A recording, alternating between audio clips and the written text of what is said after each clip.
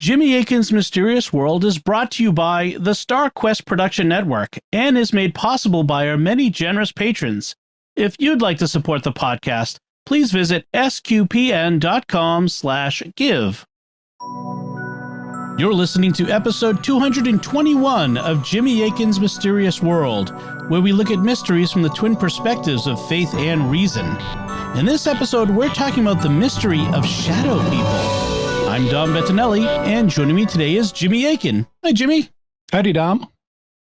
Have you ever thought you saw a dark, shadowy figure of a person out of the corner of your eye, only to turn and see that there's no one there? Maybe you've been in a darkened room and seen the shadowy silhouette of a person standing directly in front of you. Perhaps you've cautiously spoken to them, and even more frighteningly, perhaps they've answered and spoken back to you. If so, you may have encountered one of the mysterious shadow people. Who are they? Where do they come from? And are they aliens, ghosts, demons, or something else? That's what we'll be talking about on this episode of Jimmy Akin's Mysterious World. So, Jimmy, this is a patron episode, correct? Yes, this episode is sponsored by a patron named Arthur Baudouin, and so we want to thank him for asking about shadow people and for his support of the program. Yes, thank you, Arthur. So, most people grew up hearing about ghosts and aliens and demons, but not shadow people. How did the idea of shadow people become popular? It began a dramatic rise to prominence on April 12th in the year 2001.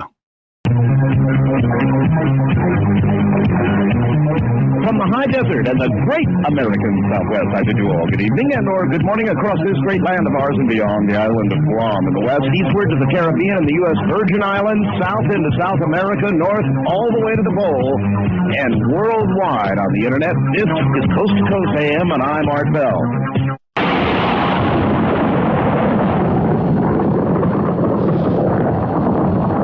I don't even remember now. It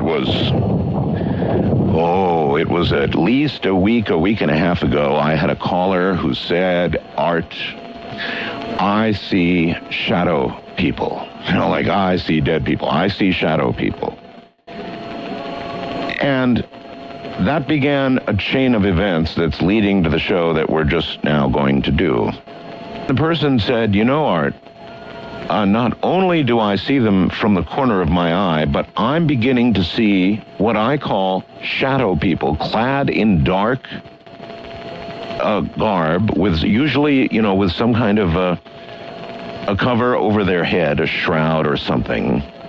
And I'm seeing them straight on, Art. Well, that began the avalanche. I got no less than 4,500 people bothered to sit down and email me long stories of what they've been seeing. So on his radio show, Coast to Coast AM, Art Bell took a call from a random person who said they were seeing shadow people, and 4,500 listeners then wrote in with their own stories about seeing them. Art then read a few of the emails that people had sent, and we'll play you some clips so that you can hear the kinds of experiences people were reporting. Art's listeners also sent in a bunch of drawings of the shadow people they were seeing, and he posted them on his website. They're still archived on the internet, so we'll have links to them, and also show you some of the sketches people send in the video version of the podcast at youtube.com/Jimmy Akin. Here's the first shadow person encounter email that Art read from a 35-year-old woman. Art, I know you've received thousands of emails regarding the shadow people, but here's another one. I've seen what I could only describe as black outlines shaped like people at night, almost always in a semi-sleeping state. They've terrified me since I was 10 years old, and I'm 35 now.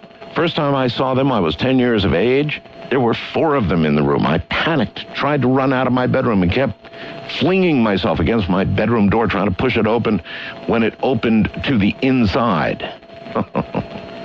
This happened in the middle of the night, and my poor mother wanted to take me to a therapist when it repeatedly occurred. Once, after rearranging my bedroom furniture, I saw one and got up to run out of the room and ended up in my closet instead. Wrong door.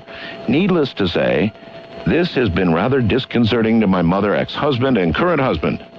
Since I was a child of 10, my mother would come into the room because I was screaming in the middle of the night. She said my eyes were open. I appeared awake, but I was incoherent, terrified. First time I read Whitley Strieber's Transformation, I began to wonder if I was perhaps being visited by aliens. And it goes on and on. It's a long story. So this lady reports that she started seeing shadow people at age 10 when she saw 4 of them in her room.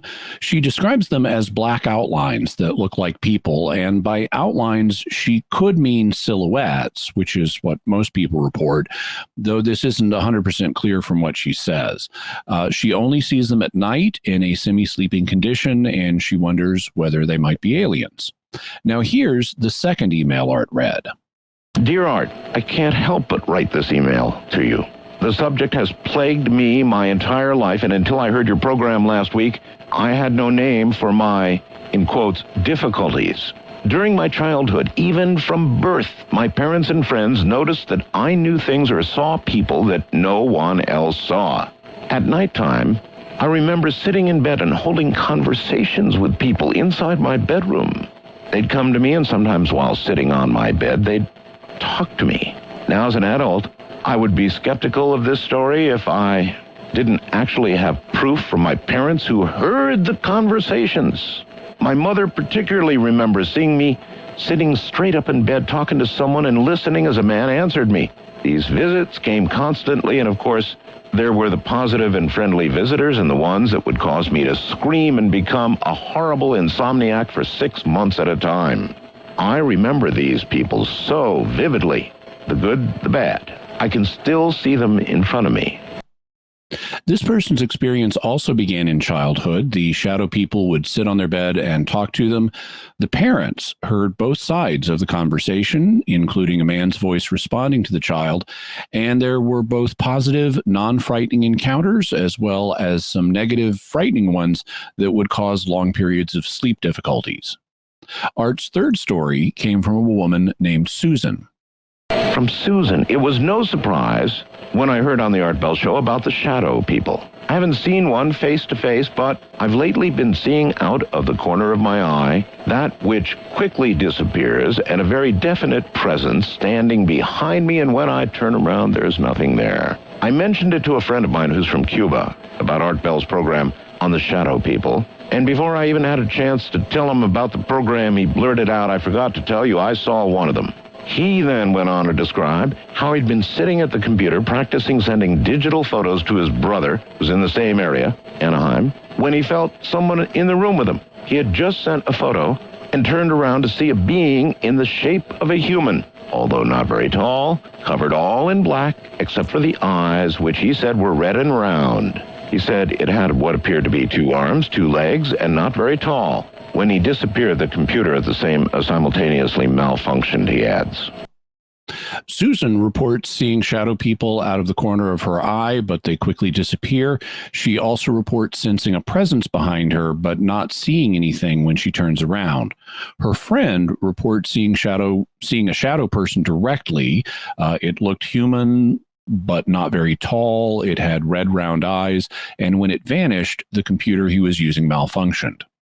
Finally, Art read an email from a 17-year-old named Jonathan. Art, my name is Jonathan. 17 years old, I'm in Sarasota. I prefer not to give my last name. A few years ago, I started seeing shadow people.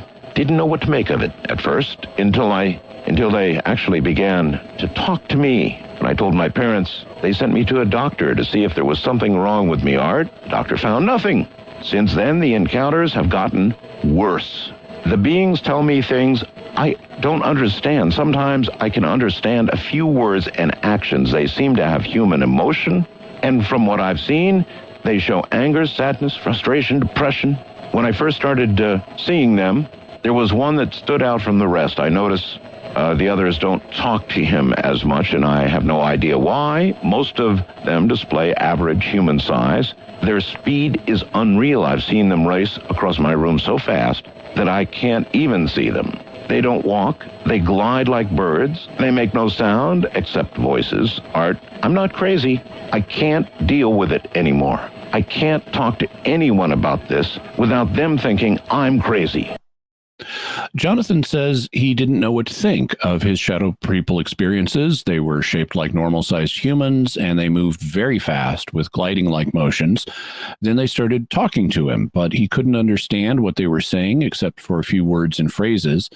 By observing their behavior, Jonathan came to believe that the shadow people display human emotions, including anger, sadness, frustration, and depression.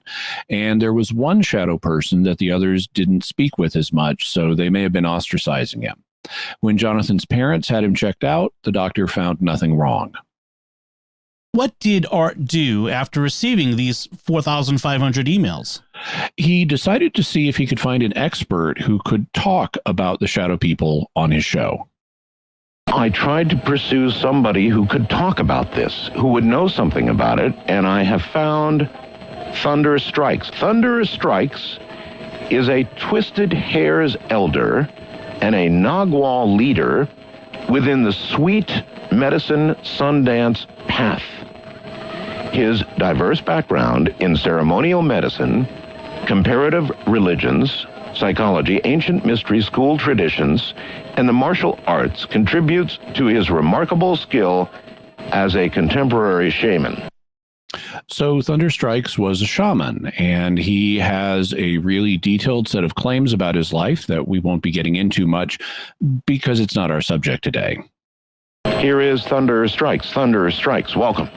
Welcome. I'm glad to be here. You were sort of brought along by your grandmother. Yes, my mother's mother was very, very powerful medicine woman. One thing led to another, and I stayed with it. So the first thing I need to say, Mr. Bell, is that I came into this journey and in learning about knowledge from these elders that are called Twisted Hairs.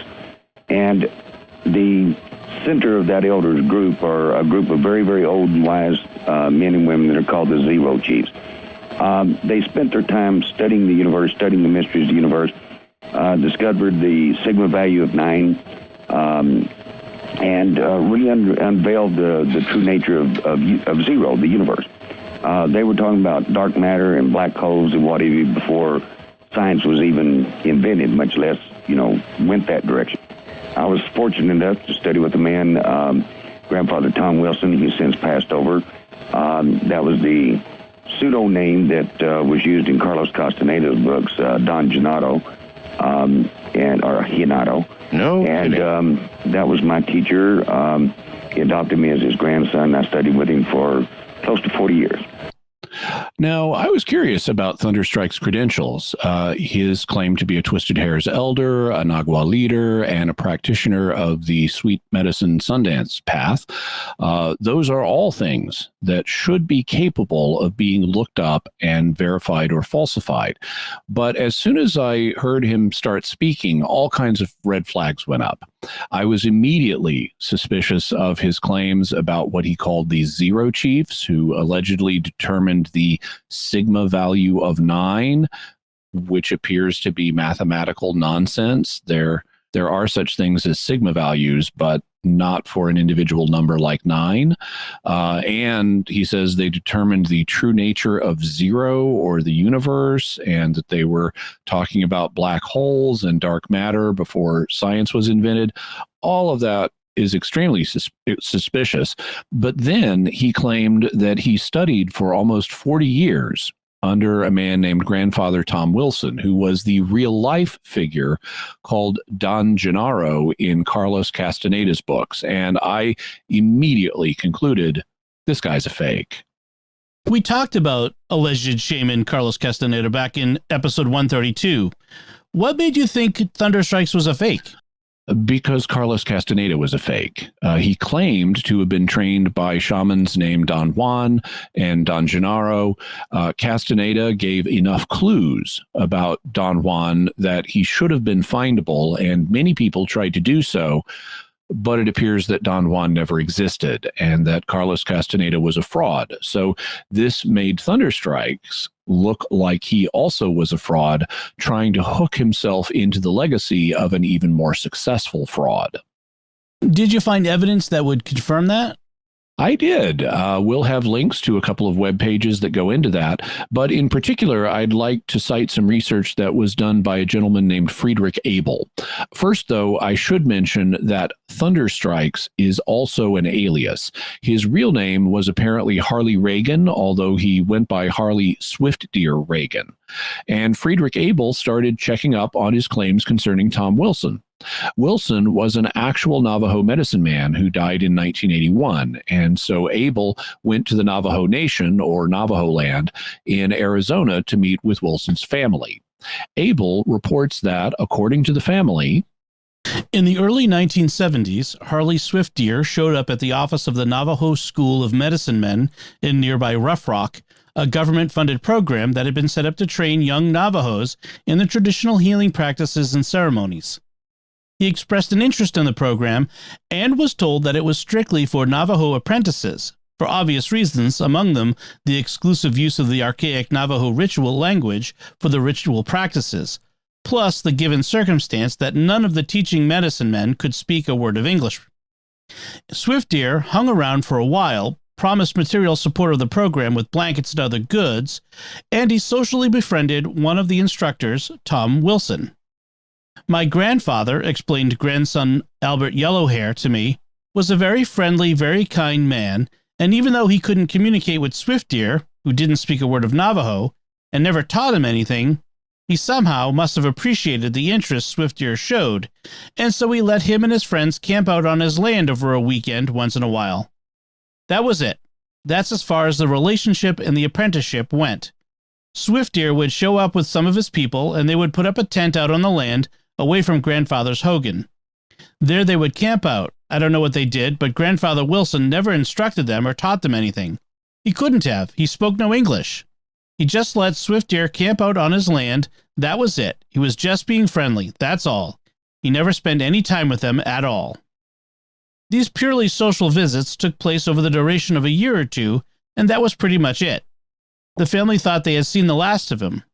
The big disillusionment and shock came years later when, after grandfather Wilson's death in 1981, they started to hear more and more rumors about Swiftdeer's dubious activities as a shaman in the Phoenix area, about his false claims of having been an apprentice of Wilson, who Swiftdeer claimed to be identical with the sorcerer Don Gennaro in the Carlos Castaneda books, for 13 years, from 1966 to 1979.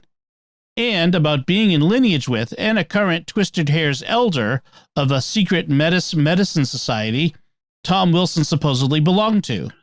So the family said that Harley Swiftdeer Reagan, or Thunderstrikes, knew their grandfather socially, and that Tom Wilson allowed him to occasionally camp on his land for a couple of years, but that he did not study with him for 13 years, from 1966 to 1979, as Swiftdeer was claiming in the 80s, much less the almost 40 years he claimed on the Art Bell Show, which would have required him to start studying with Wilson in the early 1940s, since Wilson died in 1981. Instead, the family says the two men met in the early 70s and that their grandfather didn't give him any instruction at all, in part because they didn't speak the same languages. Harley Reagan didn't speak Navajo, and Tom Wilson didn't speak English. Oh, and Wilson certainly never adopted Reagan as his grandson. Where does that leave us regarding Harley Reagan? Harley Reagan, Swiftdeer, Thunderstrikes, or whatever he preferred to call himself, was what is known as a plastic shaman, a person who falsely claims to be a shaman in a particular culture, often for personal gain. There are many other accusations concerning Harley Reagan, which you can read about. For example, he claimed to be half Cherokee and half Irish, but the Cherokee Nation says this was false, that Harley was of European ancestry and falsely claimed to be half Cherokee. In particular, they pointed to Reagan's claim that he grew up on a Cherokee reservation in Texas when the Cherokees didn't have reservations in Texas. On the Art Bell Show, Thunderstrikes went on to talk about the shadow people in terms of Native American folklore, but since he was a fraud, we won't be relying on anything he said, because he was a lying liar who lied. So this is the point where I unceremoniously eject him from our story. Just be aware that if you do research on shadow people, you will run into the figure of Harley Swift Deer Thunder Strikes Reagan, so take his nature as a fraudster into account. If the shadow people craze took off in 2001 after discussion on Art Bell's show, that's a little suspicious. It's even more suspicious if it was started as a result of a discussion with a fraudulent shaman. Could shadow people just be a modern pop culture phenomenon and not something that's been reported before? That was a question that I considered when I first began looking into the subject, but no, people really had been reporting shadow people already. They didn't call them that. They didn't have a name for the phenomenon. But after his initial caller, Art Bell apparently got 4,500 emails from listeners talking about their experiences. And any super large number like that after a single phone call wouldn't be likely to happen if there was no underlying phenomenon. You might get some people making similar reports, but not that many. Also, though Thunderstrikes was a plastic shaman who should not be believed, Native American folklore does include shadow people. For example, in 1931, the American anthropologist John Reed Swanton published a monograph in the Bureau of American Ethnology Bulletin called Source Material for the Social and Ceremonial Life of the Choctaw Indians. And among the Choctaw supernatural beings Swanton chronicled was Nalusafalaya, the long black being, which resembles a man but has small eyes and long pointed ears and sometimes frightens hunters or even communicates its own power of doing harm. Also, it was their ancient belief that every man had Shilambish, the outside shadow which always followed him, and Shillup, the inside shadow or ghost, which at death goes to the land of ghosts.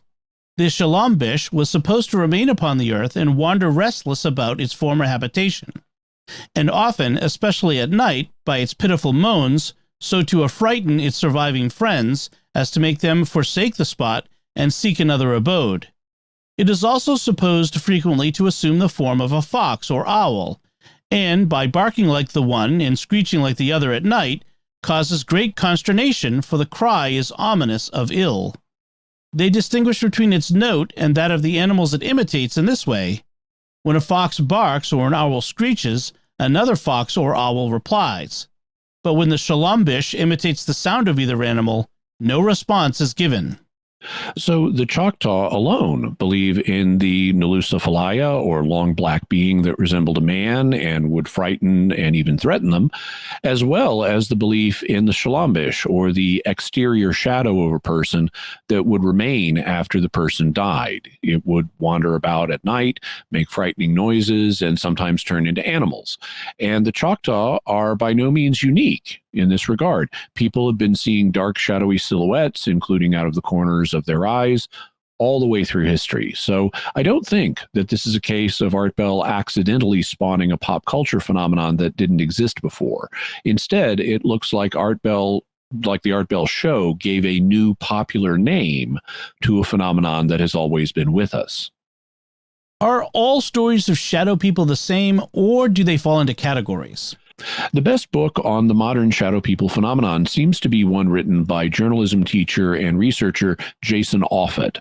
In his book, Darkness Walks, The Shadow People Among Us, Offutt chronicles numerous modern stories of shadow people that he's collected and says, out of these stories have emerged 8 general categories of shadow people: benign shadows, shadows of terror, red-eyed shadows, noisy shadows, angry hooded shadows, shadows that attack, shadow cats, and the Hat Man. These categories often overlap. Some terrifying shadow people have red eyes, some don't.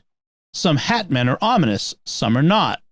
Some angry hooded shadows seem to paralyze you and sometimes attack. Others simply seem to acknowledge your presence before they make their way through your house and disappear through a wall. So this gives us a general sense of what shadow people experiences are supposed to be like. We won't go through all of Offutt's 8 categories, though in his book he provides at least a chapter on each one of them. However, his categories give you a general sense of things. How would you summarize shadow people yourself based on the reports? The first and most prominent characteristic of shadow people is that they appear to be dark, shadowy figures. Often they're seen at night, and the shadow people seem to be darker than the shadows that surround them. In terms of physical form, shadow people normally look like human beings. However, they sometimes take the shape of known animals or even change between human form and animal form in front of witnesses.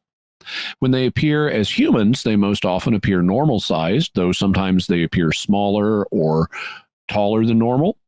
Judging by their silhouettes, they often appear to be wearing clothing, and this may include a hat, leading to reports of the shadowy hat man figure, but it also may include a hood, like a monk's cowl or a hooded sweatshirt. And sometimes they display particular features, like glowing eyes, which may be red. When it comes to their behavior, they can be non-threatening without inspiring fear on the part of people who witness them, or they can seem hostile, appearing angry, threatening the witnesses, and even attacking them. We've focused on the visual aspects of shadow people, but humans are primarily visual creatures, unlike dogs who rely heavily on their heightened sense of smell. Do shadow people encounters involve more senses than just sight?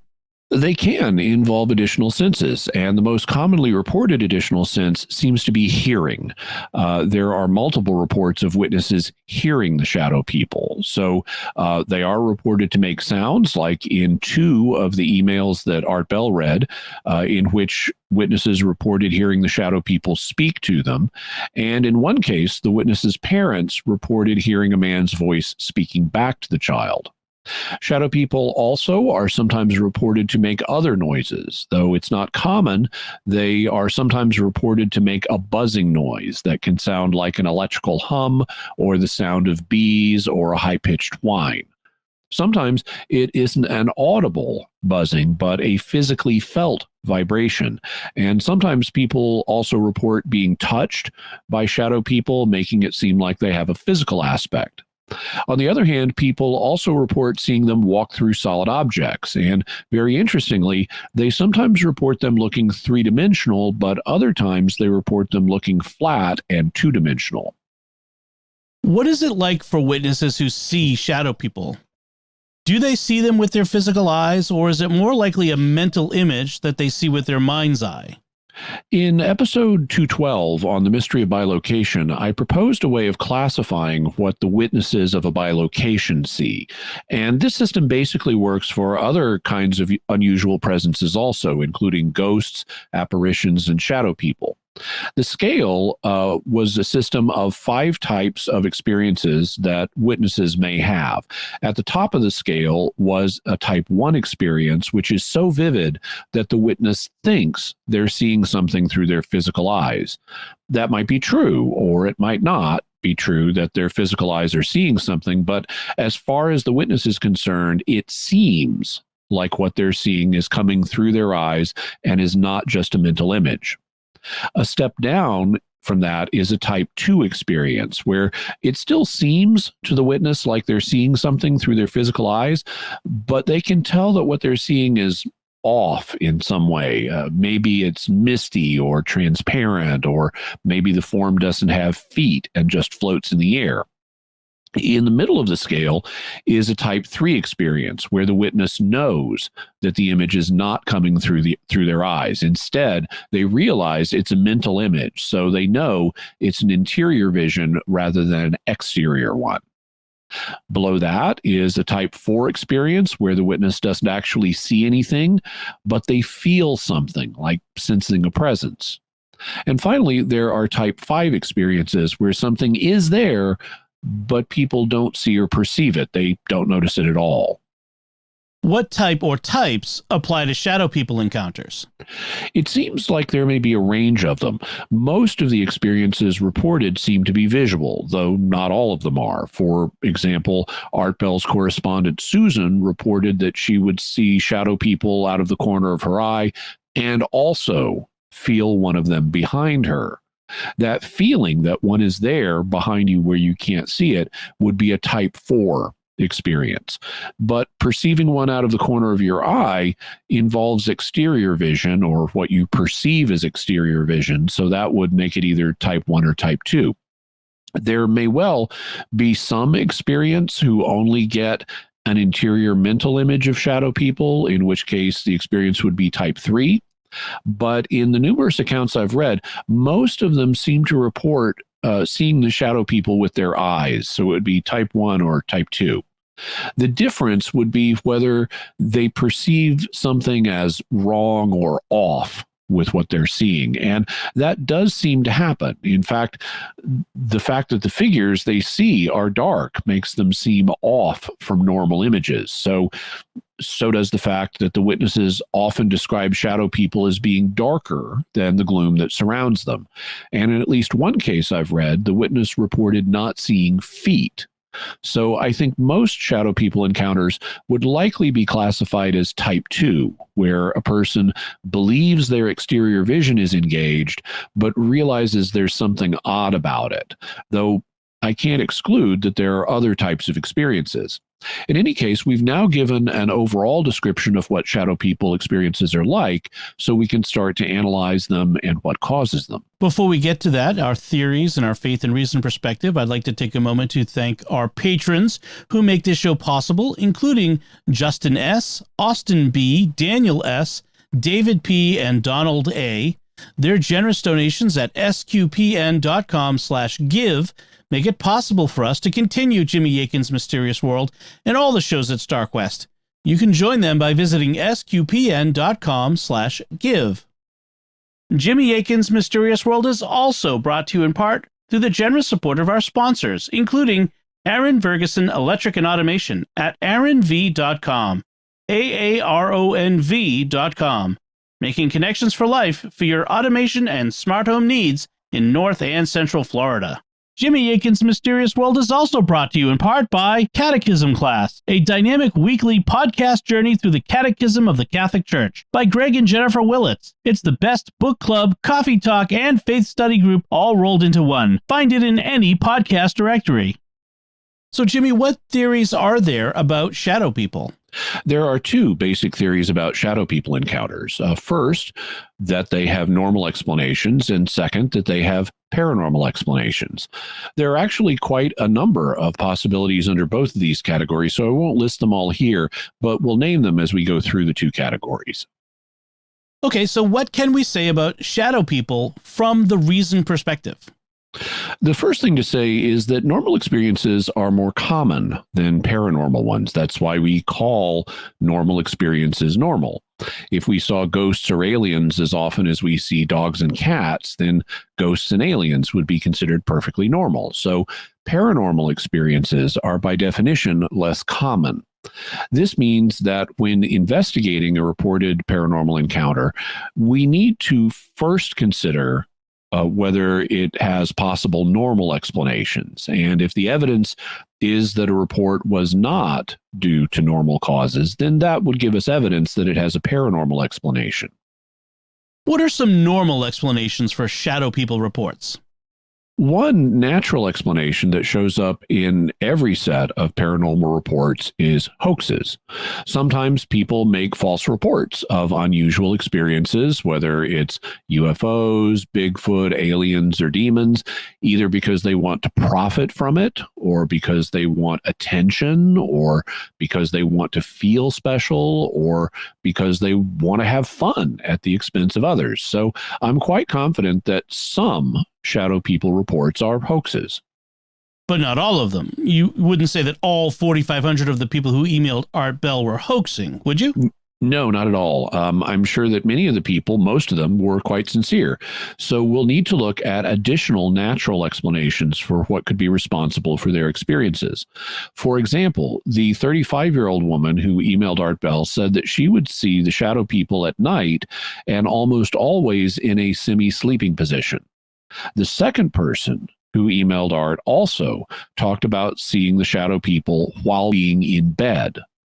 Both of these, as well as many other shadow people reports, suggest that a sleep-related phenomenon could be involved. And one of the most common sleep-related phenomena is dreaming. So we'll need to consider whether some shadow people reports may simply be due to dreams. In fact, in Darkness Walks, Jason Offutt records at least one shadow person encounter where the experient knew full well that she was asleep, but she saw shadow people in her dream, and so she reported it as a shadow person encounter. And she could be right about that. If shadow people are real and telepathic, they might have communicated with her in a dream. But other people may dream about shadow people just because their subconscious conjures up images of dark, shadowy figures for them, and nothing paranormal may be going on. What about the fact that many of the witnesses reporting being in bed but awake when they encounter the shadow people? Some of them may well be, but others may not be. It is possible to dream about lying awake in bed. As a person with a history of insomnia, which is much better now, I've had numerous frustrating dreams where I was tired and awake and lying in bed trying to sleep, only to then wake up and realize I really had been asleep. So some of the witnesses may be people who dreamed that they were awake in bed, but really they may not have been. Another thing I noticed when I dug into the literature on this was that a lot of witnesses report encountering shadow people as they're in the process of waking up. They may wake up and see a shadow person and feel paralyzed in bed and unable to move. That raises the possibility of another known sleep-related phenomenon known as sleep paralysis. Now, not everyone may have heard of sleep paralysis. What happens to people when they experience it? We have a module in our brains that activates when we sleep and that paralyzes our bodies. This is for our own safety, so we don't try to physically act out our dreams and stumble around and hurt ourselves or others. But sometimes there's a mismatch between the paralysis module and the dream module and our waking module. So we start to wake up, but the paralysis module is still on. So we find we can't move. Not being able to move is a freaky experience, and it interacts with our dream function, which then creates a threatening dream scenario. One of the most common dreams people have in this situation is perceiving an intruder in their house. Another common one is where they dream not only that there's an intruder in their house, but that the intruder is making it hard for them to breathe, such as by sitting on their chest, which, because of the paralysis function, their body is not supplying a normal waking breathing rhythm. And so you dream that the intruder is doing something that's stopping you from breathing properly. How common is sleep paralysis? It's quite common, and over the years, I've had a few occasions of sleep paralysis myself. I seemed to be fully awake, but I was unable to move my body, and I did indeed think that there were intruders in my home in the hallway outside my bedroom. I eventually struggled enough to get my body moving that the paralysis function turned off, and I then realized it was just sleep paralysis with an intruder dream, and nobody but me was home. Well, in shadow people literature, a bunch of people report waking up, being paralyzed, and seeing shadow people intruders. Sometimes they dream that the shadow person is stopping them from breathing properly, such as by choking them, and they then struggle violently enough to move and yell at the shadow person, and the experience goes away. This really closely parallels other sleep paralysis experiences with the shadow person in the role of the home intruder. So I think that there are a good number of these experiences that can be tied to and explained in terms of sleep paralysis. People aren't always asleep or dreaming when they're in bed. Sometimes they've been fully awake but trying to get to sleep. What about people who are genuinely awake in bed but report shadow people? There's another natural explanation we need to consider, which is misperception. Humans are diurnal creatures, meaning that we're most active during the daytime, so our eyes and perceptual system is built to allow us to navigate environments with lots of light. Our perceptual systems don't function nearly so well in the dark, and it can be very easy for us to misperceive things that we see in the dark. Speaking from my own experience again, when I was a kid, there was a period where each night I would see a slee stack standing in my closet. That term takes me back. That is a term a lot of listeners may not know, but Tell them, what's a slee stack? Well, in the 1970s, the slee stack were recurring antagonists on my favorite Saturday morning TV show, Land of the Lost. They were tall, bug-eyed humanoids with characteristics of both reptiles and insects, and they were really scary. With the light out in my bedroom, I could just see the slee stack standing in my closet. Of course, what was really happening was my subconscious was trying to make sense out of the few visual clues it could pick up from the closet in the darkness. And it superimposed the image of a slee stack on top of them and then fed that into my perceptual system. So if I got up and turned on the light, the slee stack would vanish.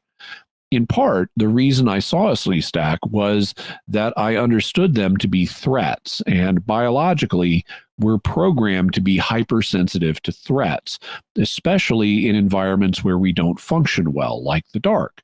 So if your brain has incomplete sensory information that it's trying to make sense out of, it's more likely to tell you that it's a threat so that you can avoid it, rather than tell you there's nothing to worry about and have it turn out that it is a threat that you need to avoid. So it's better to fail safe on the assumption that there is a threat when dealing with incomplete sensory information, and that's what your brain does. And you think that's what's likely happening in some shadow people encounters? Yes, people report seeing them in the dark, an environment where our perceptual system doesn't work well. They report them being darker than the gloom that surrounds them, suggesting that their brains may be trying to make sense out of the darker patches that they perceive in the gloom, especially the dark corners of rooms where shadow people are often said to appear. And on the failsafe principle, their brains report a threatening figure based on the incomplete sensory information they're getting about the room. Notice also that 3 of Art Bell's 4 correspondents said they started seeing shadow people when they were in childhood, the same time that my nighttime slee stack encounters occurred. But some witnesses report seeing shadow people in conditions where it isn't that dark. How could you explain those naturally? There are a variety of things that could cause an individual to see shadow people without them being there. One is mental illness. While people with schizophrenia and bipolar disorder, for example, sometimes experience visual hallucinations, there also are physical illnesses that can cause hallucinations. Alzheimer's and Parkinson's disease can do that. So can having occipital lobe brain tumors, temporal lobe tumors, and tumors that lie along the optic path in the brain. Then there are hallucinations caused by pharmaceuticals or drugs. In fact, one of the shadow people reports in Jason Offutt's book came from a woman who had just had surgery. She was still heavily medicated and couldn't take care of herself, so she was staying with a friend, and her encounter may have been caused by the drugs that she was on from the surgery. Other people take drugs for non-therapeutic purposes, and one kind of drug that has been associated with seeing shadow people is methamphetamines, particularly due to the sleep deprivation that meth use can cause. In the book, The Methamphetamine Crisis, edited by Herbert Covey, it says, reports of 15 to almost 40 days without sleep have been reported to the authors of this book. While it is true that addicts do stay awake for very long periods of time, what is likely is that they actually take short naps and float in and out of consciousness. They never fall into a deep and replenishing sleep until later in the cycle. While meth is not a hallucinogen or a psychedelic, it is easy to understand how prolonged sleep deprivation would result in bizarre behaviors and thoughts. Sleep deprivation can result in profoundly disturbing hallucinations. For example, many addicts will describe the shadow people that seem to appear and be very real to them. So sleep-deprived meth addicts are known to describe shadow people, and other sleep-deprived people might do so as well, because not getting enough sleep can mess you up in the long term, as we talked about in episode 98 on the mystery of sleep.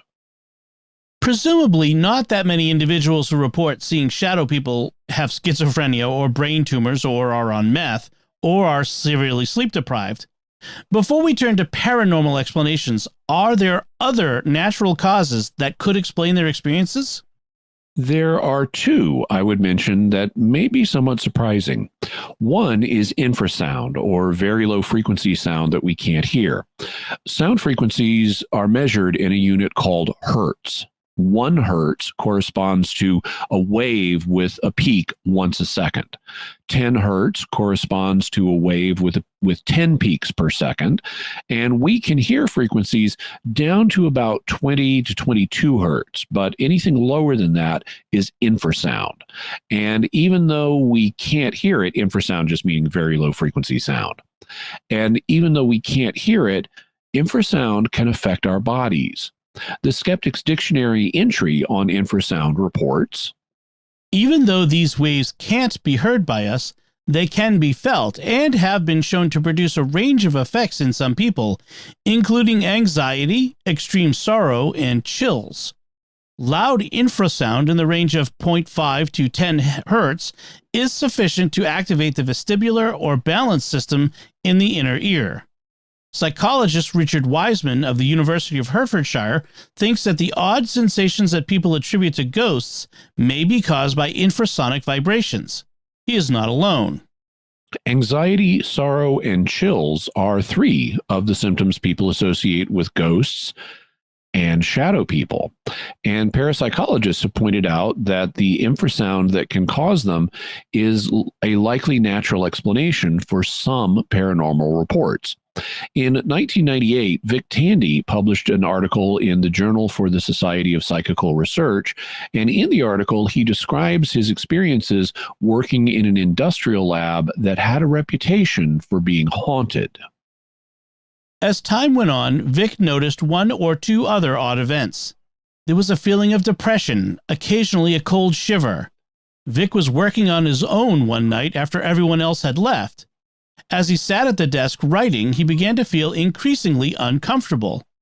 He was sweating but cold, and the feeling of depression was noticeable. The cats were moving around, and the groans and creaks from what was now a deserted factory were spooky. But there was something else. It was as though something was in the room with Vic. There was no way into the lab without walking past the desk where Vic was working. Vic went to get a cup of coffee and returned to the desk. As he was writing, he became aware that he was being watched, and a figure slowly emerged to his left. It was indistinct on the periphery of his vision, but it moved as Vic would expect a person to. The apparition was gray and made no sound. The hair was standing up on Vic's neck, and there was a distinct chill in the room. As Vic recalls, it would not be unreasonable to suggest I was terrified. Vic was unable to see any detail and finally built up the courage to turn and face the thing. As he turned, the apparition faded and disappeared. So Vic Tandy was alone at night and began experiencing spooky sensations. He saw an indistinct human-like figure moving about in his peripheral vision, but when he turned to face it, it disappeared. Upon further investigation, it turned out that the industrial lab where he was working had equipment set up in such a way that it created a standing wave of infrasound in the lab. He measured the wave's frequency, and it turned out to be 19 hertz. He eventually identified the source of the infrasound as a new industrial fan that had been installed, and when he turned off the fan, the standing wave vanished. He also investigated the physiological effects of infrasound, and one of the things he found was this. A NASA technical report mentions a resonant frequency for the eye as 18 hertz. If this were the case, then the eyeball would be vibrating, which would cause a serious smearing of vision.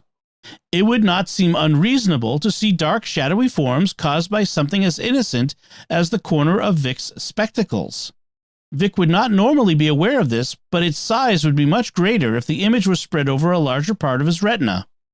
So the standing wave of infrasound may have caused Vic's eyeball to vibrate, distorting things in his peripheral vision, like the edge of his spectacles, and making them seem to move, producing the figure he saw moving in his peripheral vision.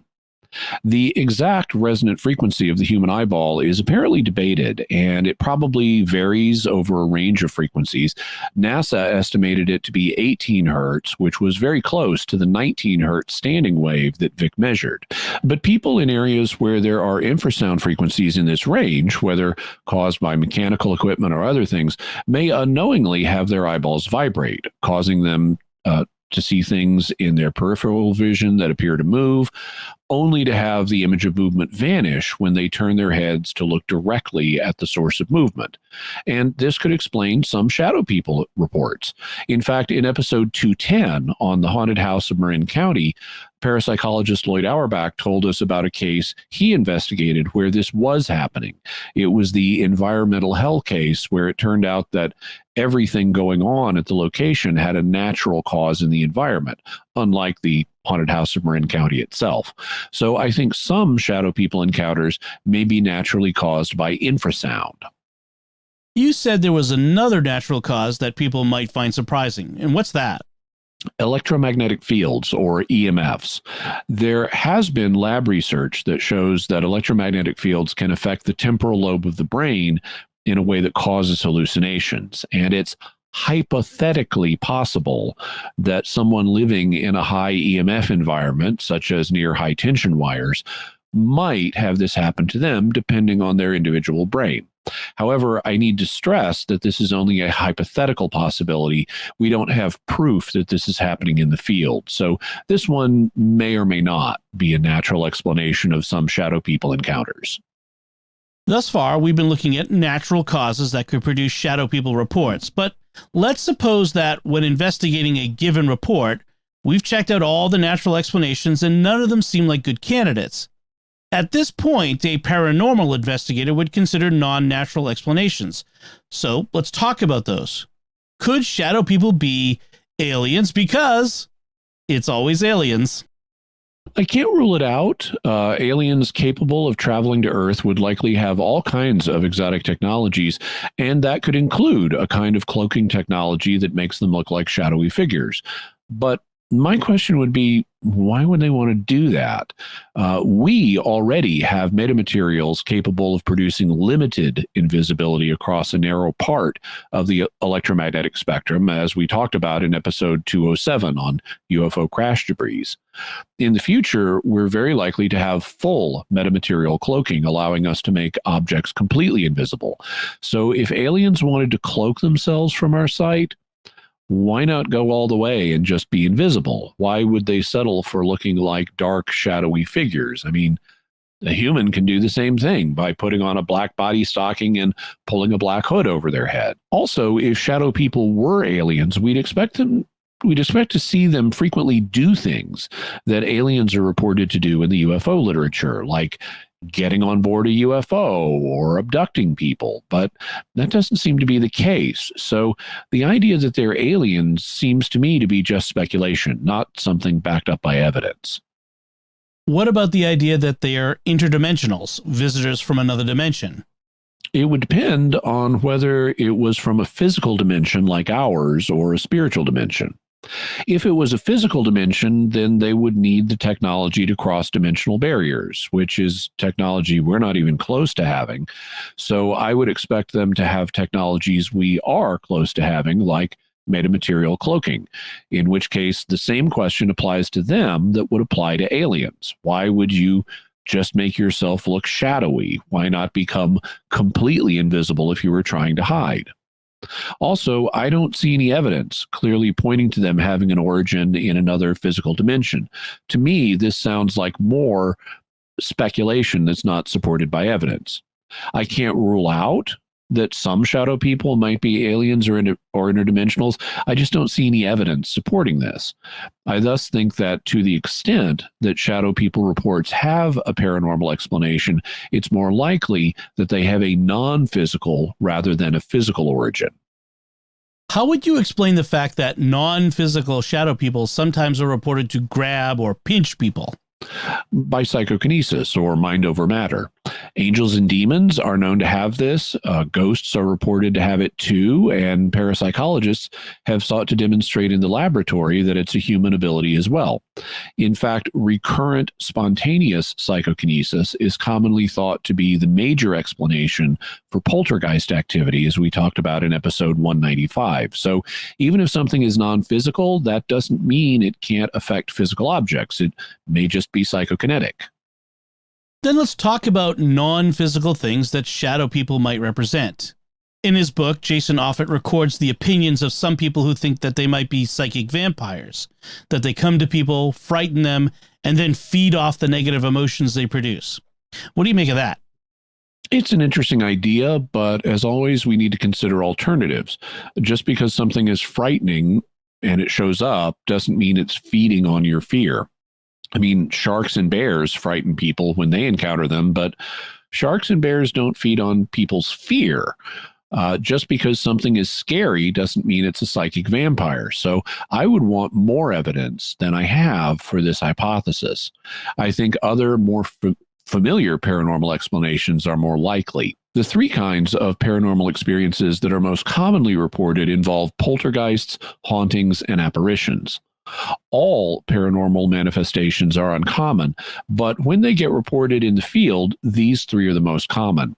And it makes sense to me to consider whether shadow people might be the product of one or more of them. Then let's talk about those three. Could shadow people be connected to poltergeists? I think they could. In fact, I can see how poltergeists and shadow people might fit together rather well.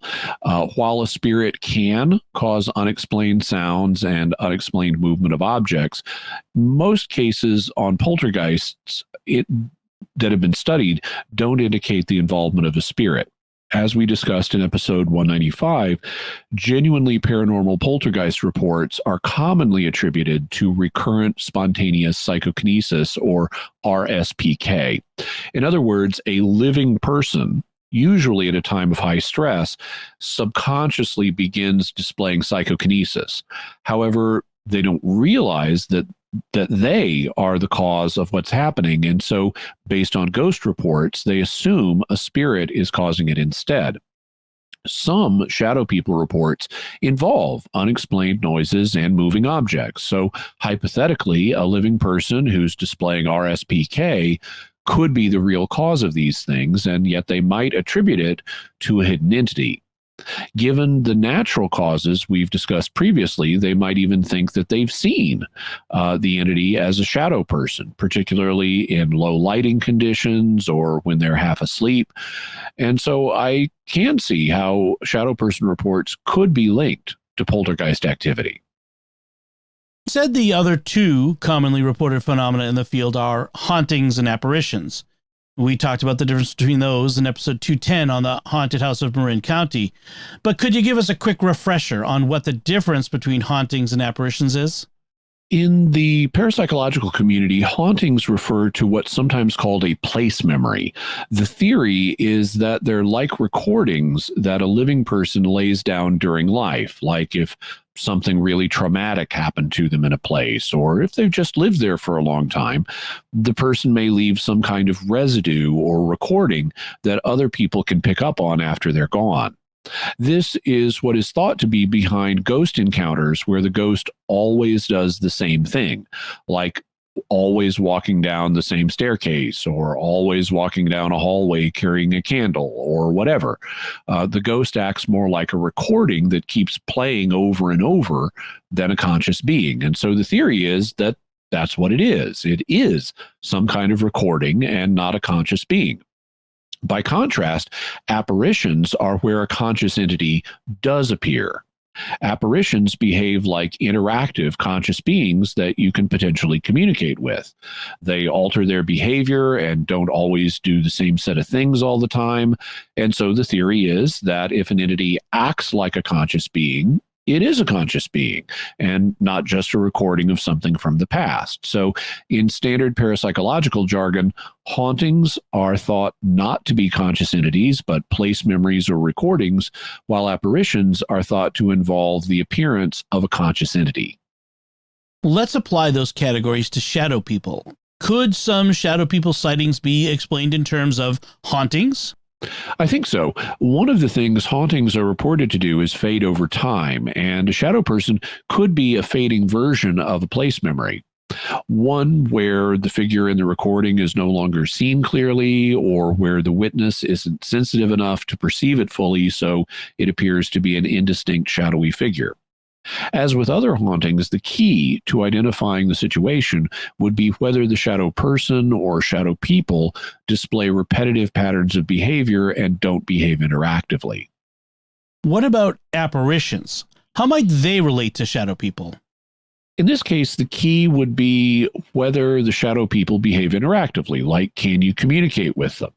As a couple of Art Bell's correspondents said they could. The question would then be what is appearing in the apparition, and there are several possibilities. First, living people sometimes appear to others, like when a person is in danger and they appear to friends or relatives in what's known as a crisis apparition. The haunted house of Marin County also involved a living apparition, and we talked about living apparitions in episode 212 on bilocation, where we saw that Aquinas and others thought that cases of bilocation are to be explained principally by living apparitions, and that bilocation may be explained in some cases by out-of-body experiences or OBEs that people sometimes report having. So perhaps sometimes a person is having such an experience and they get perceived dimly as an indistinct type 2 apparition in the darkness. Also, in addition to apparitions of the living, we need to consider two additional possibilities: ghosts and demons. That does bring us to our faith perspective, ghosts and demons. So what can we say about shadow people here? Could some reports be due to ghosts? I think so. As we discussed all the way back in episode 1 on ghosts, the Christian faith recognizes the existence of departed human spirits, or ghosts, and Catholic faith and tradition recognizes that God may sometimes allow them to appear to the living. Also, as we saw in episodes 105 and 106 on St. Thomas Aquinas and the occult, St. Thomas himself thought that God could allow human souls to appear to the living, whether the spirit was in heaven, purgatory, or hell. Given the behavior of shadow people, they don't seem to be saints from heaven, but they could be souls from purgatory that are manifesting as part of working out whatever they need to work out before going to heaven. For example, perhaps to gain the prayers of the living. Or they could be damned souls that are being allowed to appear to the living, perhaps to make the reality of evil clear to them and help scare them back onto the straight and narrow way. What about demons? Could shadow people be demons? In some cases, yes, it's possible. As people know from episode 188 on whether it's always demons, there are big risks to overdiagnosing demons. And like any proposed explanation, we would need evidence to support the proposition that a shadow person encounter was due to demons. But if the evidence points that way, I mean, you can't just assert it. But if the evidence points that way, the demon hypothesis would be the one that the evidence supports. Are the facts that shadow people look dark, appear in the dark, and are sometimes frightening be evidence that they are demons? In some cases, maybe, but not in general. Just because something is black in color doesn't mean it's evil. Black bears and black cats are black, but that doesn't make them demons. And in the case of black cats, people sometimes have associated them with witches and the devil, but that's superstition. Black cats aren't really servants of the devil, no matter how ill-tempered cats can sometimes act. So just because you see an apparition as a dark, indistinct form doesn't mean it's a demon. Ghosts are also reported to appear as shadowy, indistinct forms sometimes, so the ghost hypothesis also would need to be considered. What about the fact that shadow people often appear at night? Would that make them demons? No. To look at earthly parallels, lots of animals are nocturnal, including aardvarks, crickets, fireflies, owls, raccoons, and possums. But those animals aren't demons.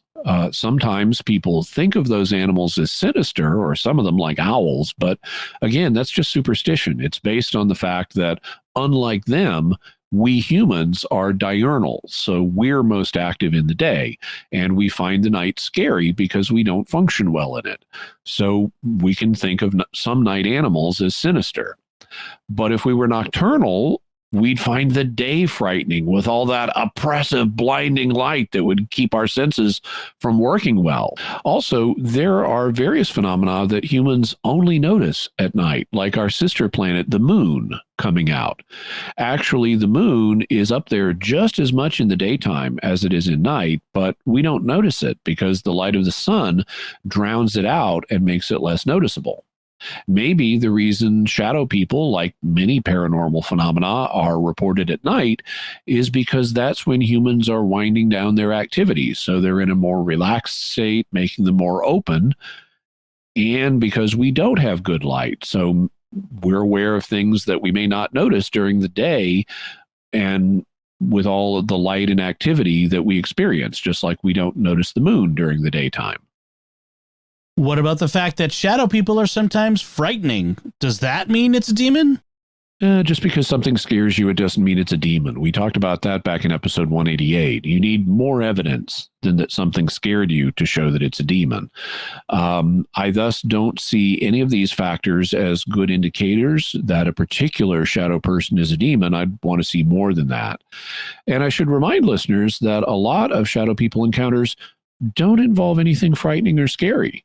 As we heard, not all of Art Bell's correspondents felt threatened in their encounters. And the same is true of the cases in Jason Offutt's book, like one of a young woman who was listening to music her parents didn't approve of, and a shadow person told her she was going to get caught. She kept disobeying her parents, and she did get caught. And afterwards, she felt the shadow person was giving her a helpful warning not to disobey her parents. So not all reported encounters with shadow people are negative or threatening. Some seem helpful. Good on you, shadow person. Are there factors you think would be better evidence for the demon hypothesis in the case of a shadow person? One of the things that struck me in reading Jason Offutt's book is that shadow people frequently disappear if people pray to God for help or told them to get out in Jesus's name. That was reported in a number of cases. And I do think that that's evidence supporting the demon hypothesis in those cases. Do you view it as conclusive evidence? No, because the same thing could be explained in other ways. Suppose that a shadow person was a damned human spirit. Well, telling a damned soul to get out in Jesus' name might actually work just as well as telling it to a demon. It might even work better, since human souls don't have the same intrinsic power that angelic spirits do. Or if a shadow person was a soul in purgatory, then the soul would be on the side of good. And if a person told it to get out in Jesus' name, it could do so out of respect for the person it's clearly alarming. I mean, I'm not even a ghost, but if I was at someone's house and they got afraid and commanded me to leave in Jesus' name, I do so. It's their house. And if they want me to leave, I need to respect that if I want to be a good person. Even if I think they've misunderstood my intentions and gotten unnecessarily freaked out by my presence, if they make it clear to me that they really do want me to leave, I'll do so promptly. And like I said, I'm not even a ghost. What about the fact that some who encounter shadow people pray to God and then the shadow person leaves? If a person is praying to God to end an experience they're having, and it does, that doesn't mean a demon is causing it. It could end for either natural or supernatural reasons. Supernaturally, God might take mercy on the person and end the experience. Like when someone is having the experience of suffering from an illness, they pray to God and God ends their experience of suffering by healing them. It doesn't mean that the illness was caused by a demon, just that God took mercy on them and ended the illness. In the same way, if someone is experiencing fear and distress because of a shadow person or a scary dog or anything else, and they pray and the problem goes away, that doesn't mean it was a demon. Also, from a purely natural perspective, if a person is passionate about the experience ending, then they're obviously closed to what's happening to them. Their defenses are going up, and just on a natural level, those defenses might shut down the experience. For example, if they're experiencing a haunting or an apparition and they're closed to that experience, then it might shut down their perception of the haunting or cause the ghost to leave. So if a shadow person leaves when a person calls on God or tells them to get out in Jesus' name, it could mean that it's a demon or a damned soul, but it also could mean other things, like their rejection of the experience shut down their perception of a haunting or an apparition. To establish a demon diagnosis with confidence, one would need more data, and it would need to be carefully evaluated. As always, we should consider the possibility that a demon might be responsible for something, but we can't rush to that conclusion because it gives demons too much credit, and you can go back and listen to episode 188 for more information. Before we get to your bottom line, what should someone do if they encounter a shadow person, or if they have encountered one? If they've encountered one in the past but haven't recently, I wouldn't worry about it. If something isn't causing a problem now, it's not worth stressing about. In fact, when competent paranormal field investigators get reports of something strange happening, they often won't investigate if the event isn't happening now, because there's nothing to investigate right now. And it isn't worth trying to figure out something that happened in the past because there isn't enough currently available evidence to make a determination. What if a person is having regular frightening experiences with shadow people right now? Then it's worth taking the time to figure it out. If someone's shadow people experiences are being caused by mental illness or brain tumor, he needs to know about that so he can get treatment. Or if they're being caused by a demon, he needs to know that too, so the demon can be gotten rid of. However, one should not immediately leap to dramatic conclusions like, I'm having shadow people experiences, therefore I must have a brain tumor or a demon.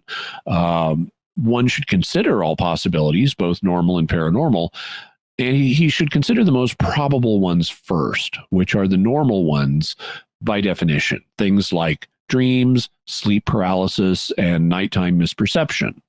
Lots of people occasionally see motion out of the corner of their eye, but that doesn't mean it's anything important. On the other hand, if something significant is happening, then take basic action and see if that stops it. Tell the shadow person it's not welcome and to leave. Tell it that in Jesus' name and see if that works. Ask God to help you. All of those things would be good to try. A key thing is not to cower in fear. Regardless of what's causing the experience, have confidence. You're a child of God and He will ultimately protect you. If the experiences don't stop as a result of just taking basic action on your own, then consult professionals about what's happening. And those professionals can include doctors, psychologists, parapsychologists, and priests. But take it one step at a time and don't get over anxious or fearful. Jimmy, what's your bottom line on the shadow people? I think that shadow people are a phenomenon that has always been with us, but that has only recently gotten a name, at least in our culture. And I don't think that there is a single cause for the reports. I think multiple causes are involved.